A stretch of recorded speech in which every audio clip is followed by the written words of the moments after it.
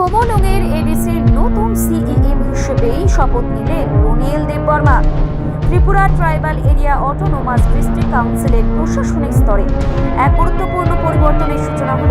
খোমলুঙের পরিষদীয় ভবনে আয়োজিত অনুষ্ঠানে কাউন্সিলর নতুন মুখ্য কার্যনির্বাহী সদস্য হিসেবে শপথ গ্রহণ করলেন রুনিয়েল দেববর্মা। তার সঙ্গেই কার্যনির্বাহী সদস্য হিসেবে শপথ নিলেন চন্দ্রকুমার জমাতিয়া। এই নতুন নেতৃত্বের আগমনে এডিসি এলাকায় প্রশাসনিক কাজকর্মে এক নতুন গতির সঞ্চার হবে বলেই মনে করছে সংশ্লিষ্ট মহল। শপথ গ্রহণ পর্ব শেষ করে সাংবাদিকদের মুখোমুখি হয়ে নবনিযুক্ত সিইএম রুনিয়েল দেববর্মা তার ভবিষ্যৎ কর্মপরিকল্পনার কথা তুলে ধরেন। তিনি অত্যন্ত দৃঢ়তার সঙ্গে জানান যে এডিসি এলাকার প্রত্যেকটি প্রান্তে উন্নয়ন পৌঁছে দেওয়াই হবে তার প্রধান লক্ষ্য, আর তার উপর অর্পিত এই গুরু দায়িত্ব তিনি সততা ও নিষ্ঠার সঙ্গে পালন করার অঙ্গীকার করেন এবং স্পষ্ট করে দেন যে সামগ্রিকভাবে ত্রিপুরা সমাজের সর্বাঙ্গীন কল্যাণ সাধনই হবে তার প্রশাসনের প্রথম অগ্রাধিকার। তবে এই উন্নয়ন যোগ্যকে সফল করতে আর্থিক সীমাবদ্ধতার বিষয়টিও তার বক্তব্যে উঠে আসে। রুনিয়েল দেববর্মা উল্লেখ করেন যে গত 5 বছরে সীমিত বরাদ্দের মধ্যেও এডিসি এলাকায় বেশ কিছু কাজ হয়েছে, কিন্তু এখনো অনেক সমস্যা অমীমাংসিত রয়েছে। সেই বকেয়া কাজগুলো সম্পূর্ণ করতে এবং পাহাড়ের সাধারণ মানুষের জীবনযাত্রার মনোন্নয়নে প্রয়োজন অতিরিক্ত অর্থ সাহায্য। এই লক্ষ্যে তিনি কেন্দ্রীয় সরকার এবং রাজ্যের মুখ্যমন্ত্রী অধ্যাপক ডক্টর মানিক সাহার কাছে বাড়তি আর্থিক সহায়তায় জোরালো দাবি জানানোর কথা ঘোষণা করেছেন। তিনি আশাবাদী যে রাজ্য ও কেন্দ্রের সহযোগিতা পেলে এডিসির বর্তমান পরিকাঠামোগত সমস্যাগুলো দ্রুত কাটিয়ে ওঠা সম্ভব হবে।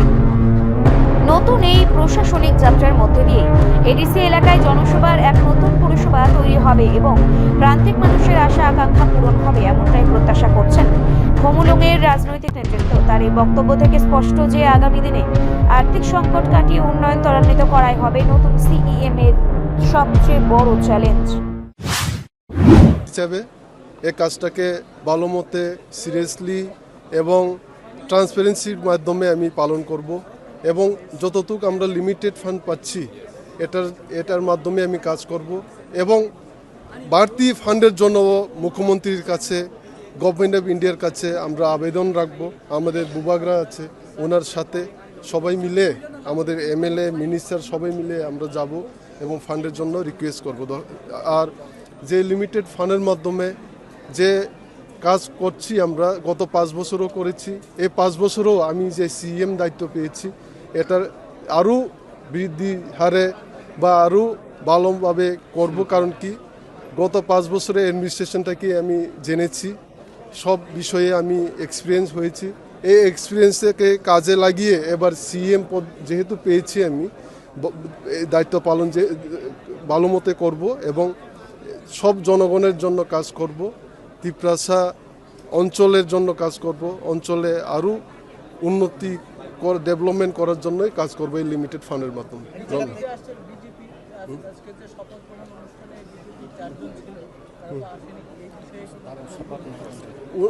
ওনারা তো যে 4 জন আছেন ওনারা এখনো আমাদের যে কাউন্সিল ভবনে শপথ গ্রহণ করেনি। এখন আমি নিজে যেহেতু আজকে সিএম হয়েছি আমি ওনাদেরকে আবেদন রাখবো আপনারা তাড়াতাড়ি যতটুকু পারেন এই শপথ গ্রহণটাকে যাতে ফিনিশ করুন। রাজনৈতিক দল হিসাবে কি তাদেরকে নিমন্ত্রণ করা হয়েছিল? হ্যাঁ, আমরা সব রাজনৈতিক দলকে করেছি এবং আমাদের অ্যাডমিনিস্ট্রেশন দেখছে এটা, আমাদের আইসিএ ডিপার্টমেন্ট এবং সবাই আমরা কমিউনিটি হেড যে আমাদের সব ত্রিপুরা মথার দলীয় স্তরের যে নেতৃত্বদেরকে ইনভাইটেশন দিয়েছি এবং অন্যান্য রাজনৈতিক দলকেও আমরা নিমন্ত্রণ করেছি।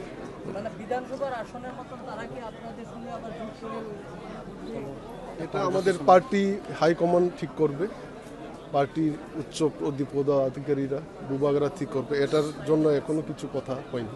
গতকালকে আপনি বলেছেন পানীয় জল, রাস্তা, বিদ্যুৎ এইসব নিয়ে শিক্ষা, বিদ্যুৎ তো নয়, বিদ্যুৎ তো আমাদের ডিপার্টমেন্ট নেই, শিক্ষা এইসব নিয়ে আপনি কাজ করবেন। আপনাদের একটা দাবি ছিল মানে ভাষা নিয়ে, সেই বিষয়টা ভাষা নিয়ে তো দেখুন আজকেও আমরা যে শপথ গ্রহণ নিয়েছি, যে ওটটোকিং নিয়েছি, আমাদের ককবরকে নিয়েছি, আর এডিসিতেও আমরা ককবরক গভর্নমেন্ট স্ক্রিপ্ট আস্তে আস্তে চালু করছি, সব মিডিয়ামে চালু করছি। কোথা থেকে কোথায় এসেছেন যে অনুভূতিটা? রিপোর্ট সংবাদ প্রতীক্ষা।